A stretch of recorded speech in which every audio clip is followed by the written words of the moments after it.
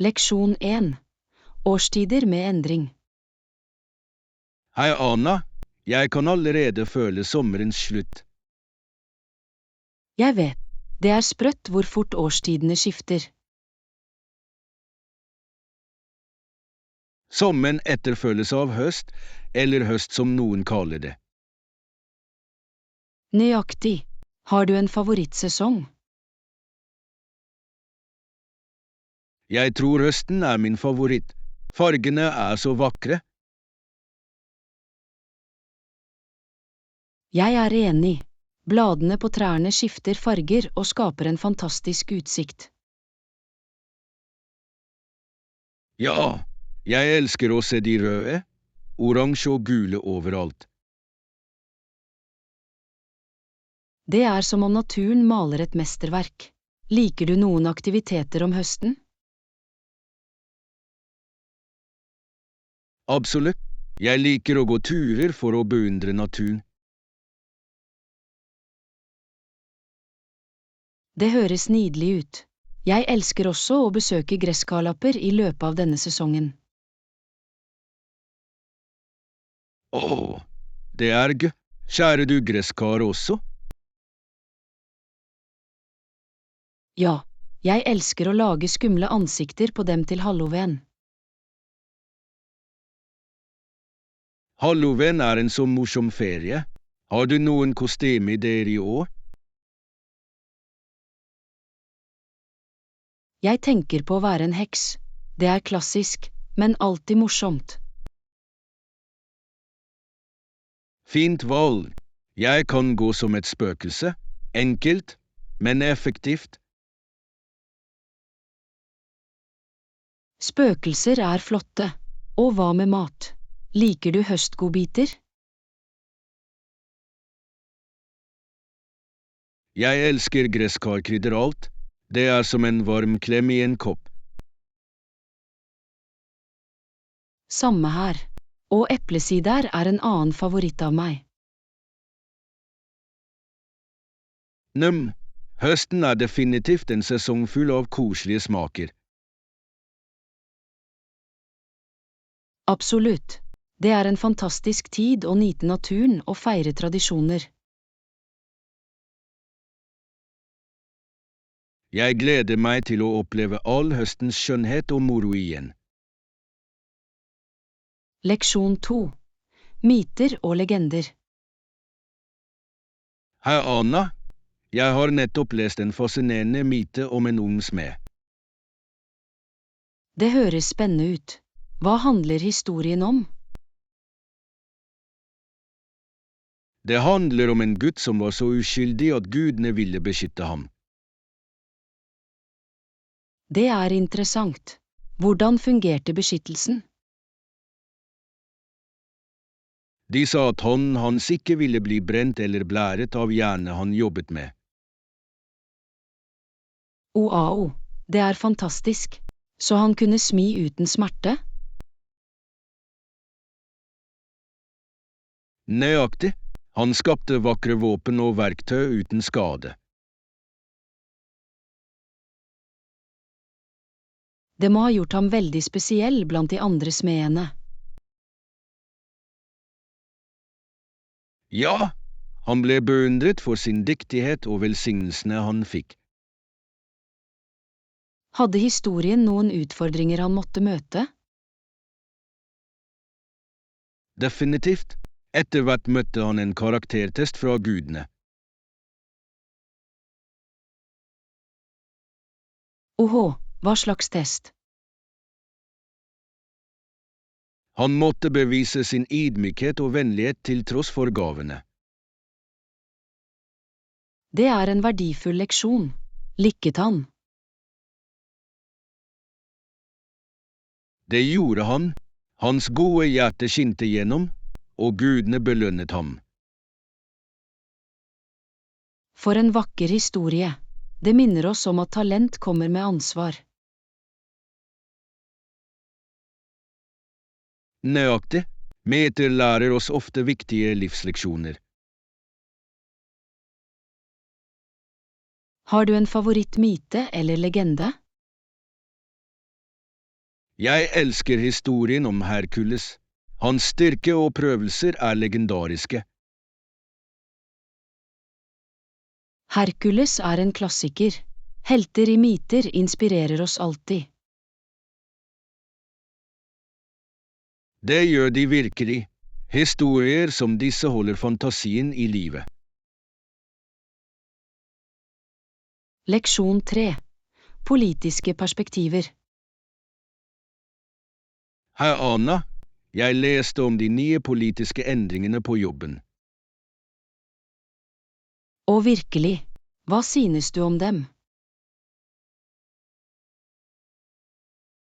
Jeg tror politikken vil adressere mange av våre bekymringer, spesielt når det gjelder forsyninger. Det høres lovende ut. Hvilke spesifikke spørsmål retter de seg mot? Hovedsakelig å sikre at vi har det vi trenger for å gjøre jobbene våre effektivt. Det er avgjørende. Har du opplevd forsyningsmangel i det siste? Ja, vi har hatt forsinkelser med utstyret vårt, noe som gjør det vanskelig å overholde tidsfrister. Jeg kan forestille meg. Hvordan har det påvirket teamets produktivitet? Det bremset oss definitivt, men vi har funnet kreative måter å tilpasse oss på. Det er flott å høre. Tilpasningsevne er nøkkelen i slike situasjoner. Nøyaktig, men jeg håper at den nye politikken vil forbedre ting betydelig. Tror du det også vil øke teammoralen? Jeg tror det. Når ressurser er tilgjengelige, føler alle seg mer motiverte. Det gir mening. Et godt støttet team er ofte et lykkelig team. Absolutt. Jeg er nysgjerrig på å se hvor raskt endringene vil bli implementert.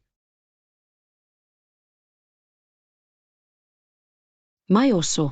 Det er alltid spennende å se hvordan nye retningslinjer kan forme arbeidsmiljøet. Definitivt. Jeg håper det fører til mer effektive arbeidsflyter for alle. Krysser fingrene. Det er alltid bra når ledelsen lytter til ansattes behov. Ja, kommunikasjon er viktig for en blomstrende arbeidsplass. Leksjon 4. Effektive møter. Hei, Anna. Jeg har lest om effektive møtestrategier. Å, det høres interessant ut. Hva har du lært? Jeg fant ut at dette regelmessig kan gjøres med opptil 6 personer. Det er en god størrelse. Hvorfor tror du 6 er det ideelle tallet? Det gjør at alle kan dele tankene sine uten at det blir for kaotisk. Nøyaktig. Større grupper kan gjøre det vanskelig å sikre at alle deltar. Rett. Jeg lærte også at mindre grupper er veldig nyttige for forretningsdiskusjoner. Ja, de kan fremme bedre kommunikasjon og samarbeid. I tillegg kan forskjellige mennesker bringe unike perspektiver til bordet.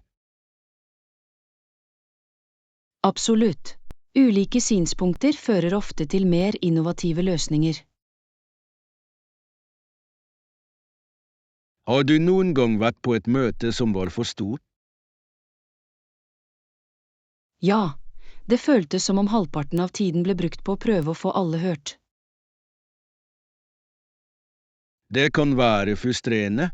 Hva synes du er den beste måten å håndtere det på? Det er viktig å sette en klar agenda før møtet. Flott idé. Det holder diskusjonen fokusert og på sporet. Å la hver person snakke kan også hjelpe alle til å føle seg verdsatt.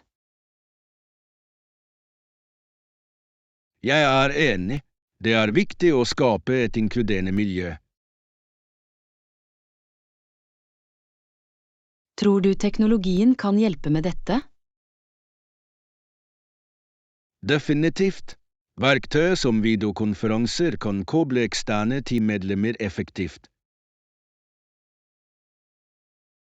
Ja, og de kan spille inn diskusjoner for de som ikke kunne delta. Nøyaktig. På den måten holder alle seg informert og engasjert. Leksjon 5. Grunnleggende strandferie. Hei, Anna. Jeg er så spent på strandferien vår. Meg også. Har du funnet alt du trenger for turen? Nesten. Jeg plukket opp noen trendy strandklær som jeg ikke gleder meg til å vise frem. Det er kjempebra. Hva slags stiler valgte du? Jeg fikk en lys, fargerik badedrakt og en stilig tildekking. Høres perfekt ut til stranden. Jeg planlegger å skaffe meg noen nye solbriller. Flott idé. Solbriller er et must for å beskytte øynene dine mot solen. Nøyaktig. I tillegg gir de et morsomt preg på ethvert antrekk. Jeg er enig. Har du med deg noe tilbehør? Ja, jeg fant en søt strandhatt for å holde solen borte fra ansiktet mitt. Det er snart. En god lue kan gjøre en stor forskjell. Har du en strandpose klar? Jeg gjør. Den er stor nok til å passe håndklær, solkrem og snacks. Snacks er viktig. Hva skal du pakke? Jeg tenker på frisk frukt og noen granola-barer. Sunn snacks er flott for en dag på stranden. Absolutt, og jeg skal ta med en god bok for litt avslappende lesing. Det høres fantastisk ut. Jeg elsker å lese ved havets bølger. Meg også. Vi er klare for strandferien med våre trendy funn. Leksjon 6. Klasseromsdynamikk. Hei, Anna. Har du lagt merke til hvor støyende det blir i klasserommet vårt noen ganger? Ja, det kan være ganske høyt, spesielt når alle snakker på en gang.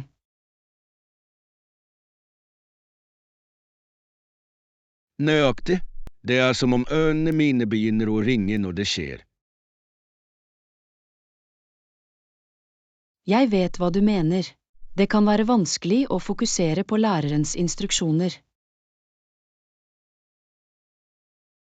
Klasserommet vårt er fullt av pulter, noe som gjør at det føles enda mer overfylt. Rett, og med mange elever i klassen vår, det kan raskt bli kaotisk. Tror du mindre klasser vil hjelpe med støyen? Definitivt. En mindre gruppe vil gi bedre kommunikasjon. I tillegg kunne læreren være mer oppmerksom på hver elev. Nøyaktig. På den måten kunne vi stille spørsmål uten å føle oss forhastet. Har du noen gang hatt en klasse som var akkurat i riktig størrelse? Ja, min siste kunstklasse hadde bare 10 elever, og det var så engasjerende. Det høres kjempebra ut. Alle kan dele ideene sine fritt. Ja, og vi hadde mer tid til tilbakemelding på prosjektene våre. Jeg tror det er viktig for læring. Hva synes du om gruppearbeid? Jeg liker det, men det kan også være steiende hvis alle prøver å snakke på en gang. Det er sant. Det handler om å finne en balanse mellom samarbeid og fokus. Avtalt. Kanskje vi kan foreslå noen endringer til læreren vår. Det er en god idé. Å forbedre klasseromsmiljøet vårt vil være til nytte for alle. Leksjon 7. Kulinariske eventyr. Hei, Anna. Har du oppdaget noen nye restauranter her i det siste? Hei, John. Ja, jeg fant et spesifikt yogaprogram som tilbyr sunne måltidsalternativer også. Det høres interessant ut. Er de fokusert på vegetariske eller veganske retter? De har en variasjon. Noen måltider er vegetariske, mens andre er veganske og glutenfrie. Jeg elsker når restauranter imøtekommer forskjellige kostholdsbehov. Hva er din favorittrett derfra? Jeg prøvde en quinoa-salat med stekte grønnsaker, og den var deilig, så frisk og mettende. Det høres fantastisk ut. Jeg leter alltid etter sunne måltidsideer. Har de noen smoothies? Ja, de tilbyr en rekke smoothies fullpakket med frukt og supermat. Bærblandingen er min favoritt.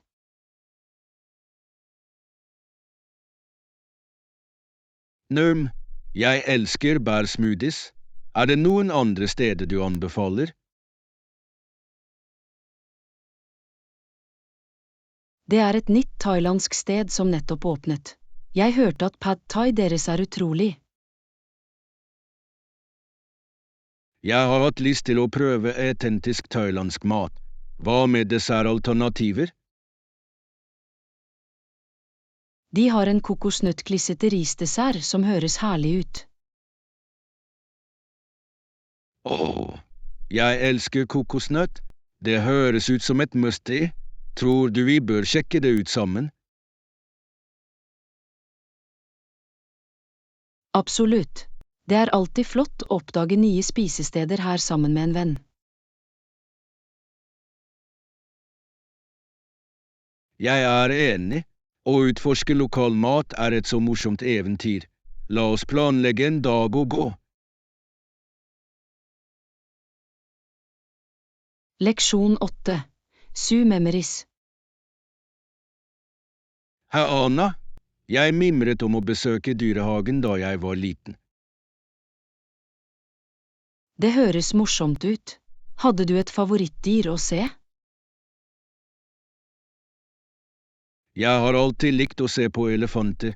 De virket så milde og kloke. Elefanter er fantastiske. Jeg elsket løvene. Brølene deres var så kraftige. Det er sant. Jeg har alltid vært fascinert av hvor store de er. Har du besøkt dyrehagen ofte? Egentlig ikke. Familien min bodde langt, så vi dro bare et par ganger i året. Samme her. Det føltes spesielt hver gang vi dro. Husker du noen konkrete besøk?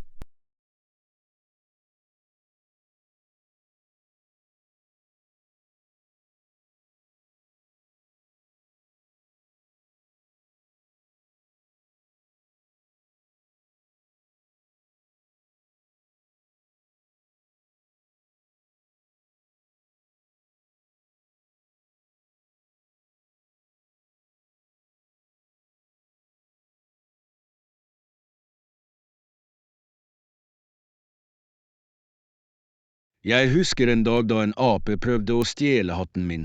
Det var morsomt. Aper kan være så rampete. De ser alltid ut til å være oppe til noe. Ja, de fikk meg til å le. Har du tatt noen bilder i dyrehagen?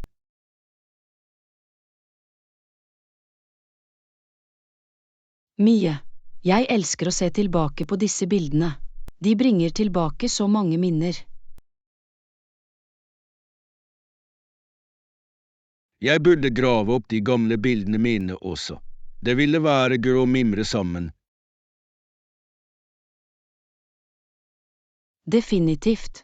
Kanskje vi kan planlegge en tur til dyrehagen en dag og lage nye minner. Det høres ut som en perfekt idé. Jeg vil gjerne oppleve det igjen. Leksjon 9. Monarker rundt om i verden. Hei, Anna. Jeg leste om hvordan de fleste land ikke lenger har konger og dronninger. Det er sant. Det er fascinerende hvor mange land som har skiftet til andre former for regjering. Ja, noen land har imidlertid forblitt som konstitusjonelle monarkier. Nøyaktig. Land som Storbritannia og Japan har fortsatt keisere og monarker. Jeg synes de kongelige tradisjonene i disse landene er veldig interessante. Meg også. Seremoniene og begivenhetene er gjennomsyret av historie. Har du noen gang sett en kongelig begivenhet, som et bryllup eller en kroning? Ja, jeg så prins Harry og Meghans bryllup. Det var fantastisk. Det var en vakker begivenhet. Musikken, antrekkene, alt var så elegant. Absolutt. Og det brakte så mye spenning til mennesker rundt om i verden. Det er interessant hvordan kongelige fremdeles kan fange publikums oppmerksomhet i dag. Definitivt. Tror du at det å ha et monarki hjelper med nasjonal identitet? Jeg tror det gjør det. Det knytter mennesker til en felles historie og kultur. Det er et godt poeng. Noen mennesker føler seg stolte av sin kongelige arv. Rett, men det er også debatter om hvorvidt monarkier er utdaterte. Det er sant. Noen hevder at folkevalgte bør være de eneste lederne. Det er et komplekst problem. Hva synes du om monarkier i moderne tid? Jeg tror de kan sameksistere med demokrati, så lenge de ikke har for mye makt. Det gir mening. En balanse er viktig for et sunt samfunn. Leksjon 10. Naturens omfavnelse. Hei, Anna. Jeg har tenkt på hvor mye jeg elsker å bo på dette perfekte stedet. Det høres fantastisk ut. Hva liker du mest med det? Jeg lever av skjønnheten som omgir meg. Det inspirerer meg hver dag. Naturen kan være så oppløftende. Bruker du mye tid utendørs? Absolutt. Jeg går på stier som fører meg til fantastisk utsikt. Det høres fantastisk ut. Hva slags stier utforsker du? Det er skogstier med høye trær og åpne felt fulle av villblomster. Wow, jeg kan forestille meg hvor fredelig det må være. Tar du bilder?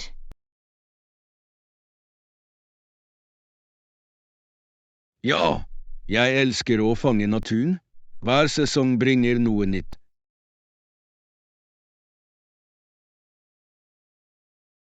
Det er en god idé. Hva er din favorittsesong for å vandre? Jeg tror høsten er min favoritt. Fargene er levende og magiske. Jeg er enig. Den skarpe luften og de fargerike bladene får alt til å føles levende. Nøyaktig.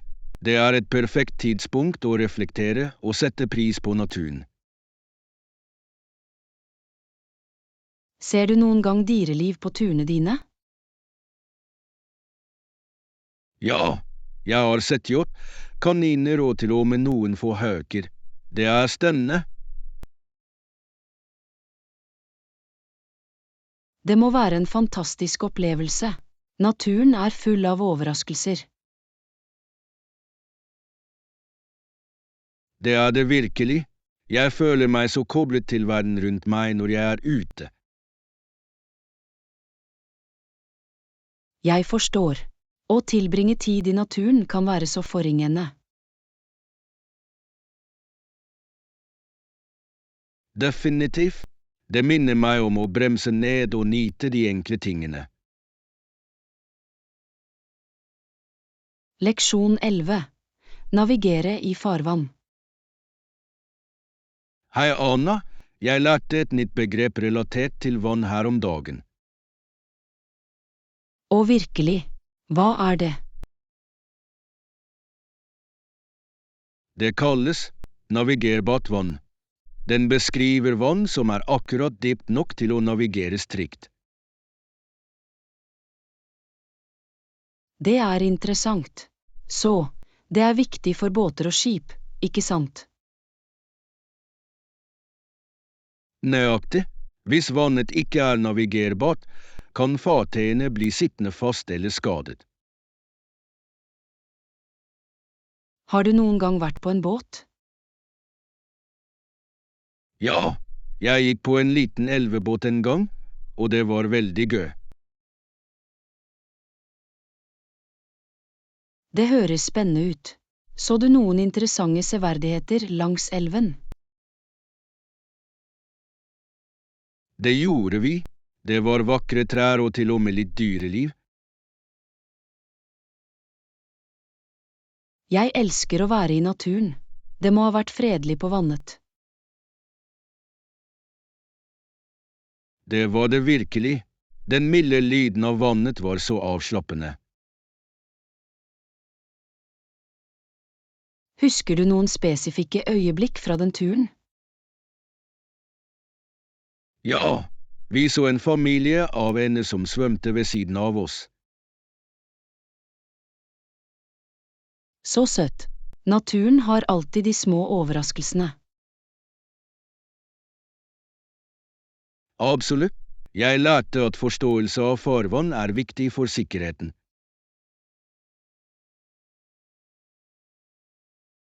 Definitivt. Det er fascinerende hvordan geografi påvirker aktivitetene våre. Det er det. Å vite om vanndybde kan hjelpe deg med å planlegge aktiviteter som fiske eller båtliv. Det er et flott poeng. Det er viktig å respektere naturen mens du nyter den. Jeg kunne ikke være mer enig. Å være informert gjør opplevelsene våre enda bedre. Leksjon 12. London Bound. Hei Anna, gjett hva? Jeg skal til London neste uke. Virkelig, det er spennende. Hva med deg? Jeg skal også til London. For en tilfeldighet. Det ser ut til at vi begge er på samme eventyr. Hva planlegger du å se? Jeg vil besøke British Museum og se de historiske gjenstandene. Flott valg. Jeg har hørt at den har en utrolig samling. Ja, jeg er spesielt interessert i Rosetta Stone. Hva med deg?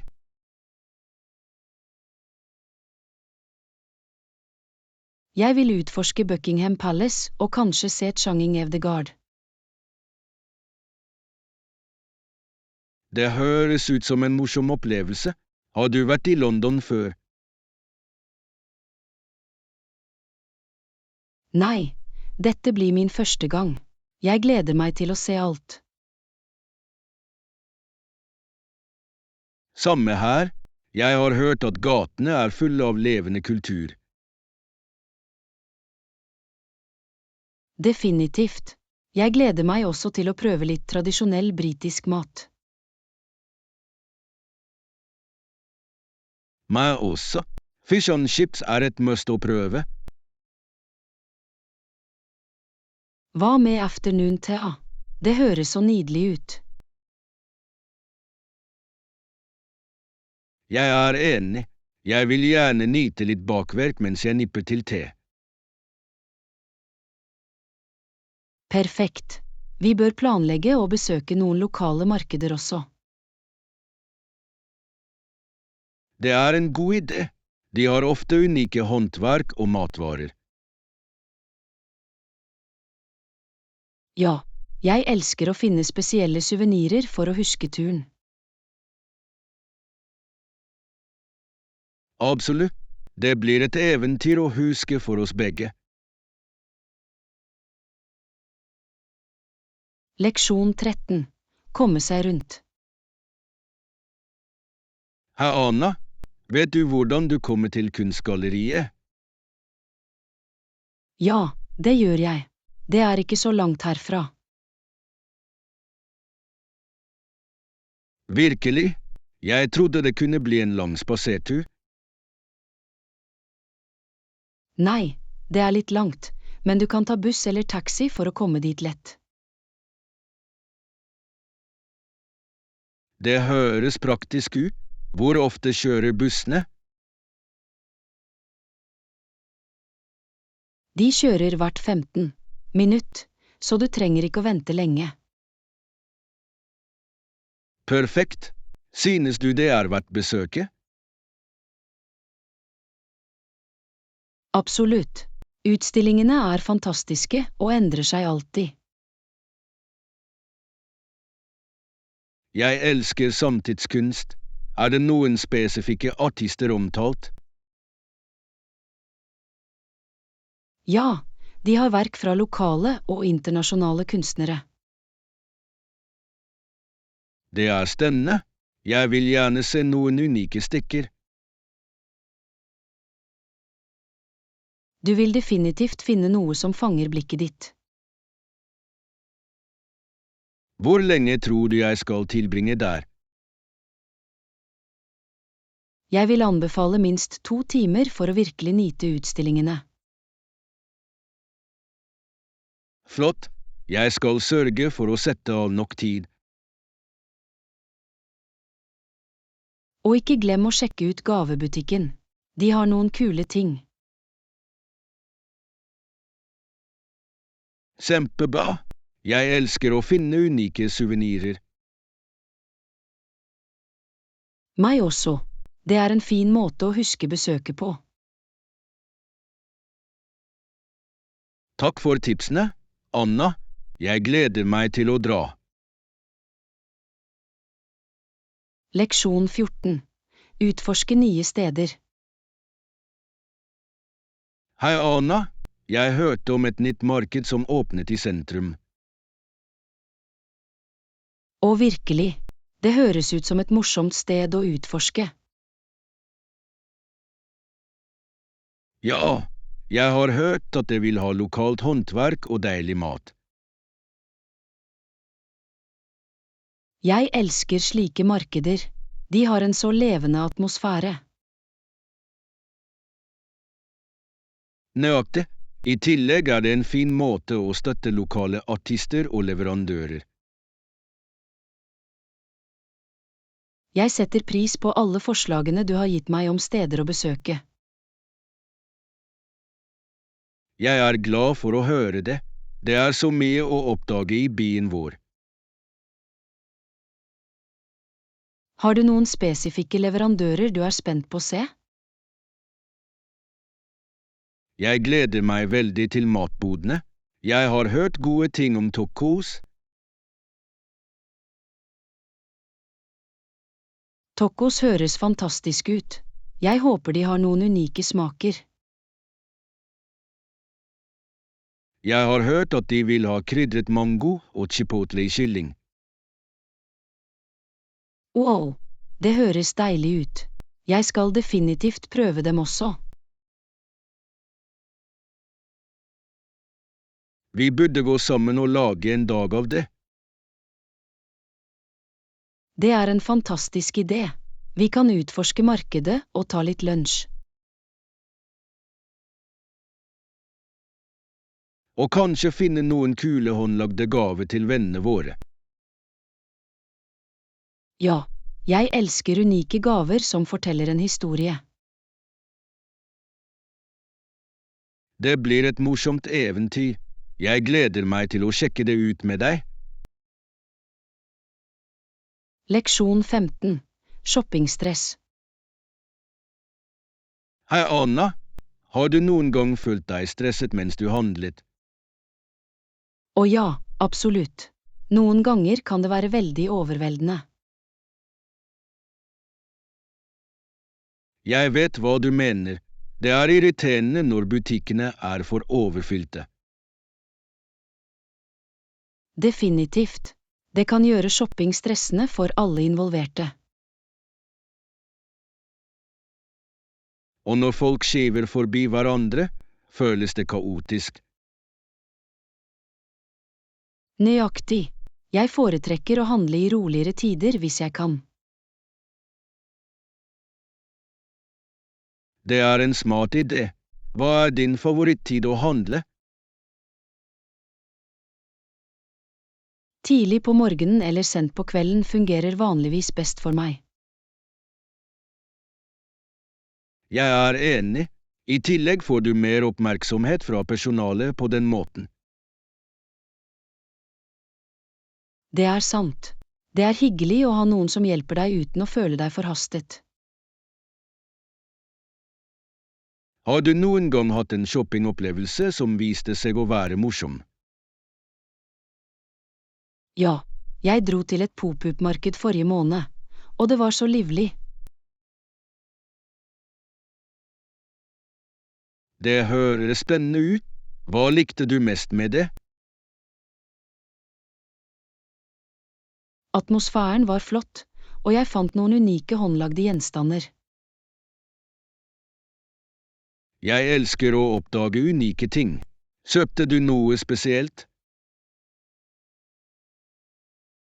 Ja, jeg kjøpte et vakkert håndmalt krus. Det er min favoritt nå.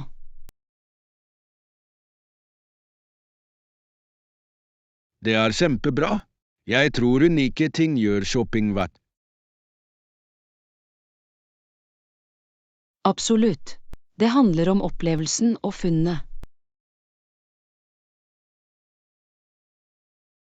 La oss planlegge å sjekke ut noen lokale markeder sammen snart. Vennligst abonner, liker og del kanalen vår. Din støtte hjelper oss med å lage mer flott innhold. Takk skal du ha.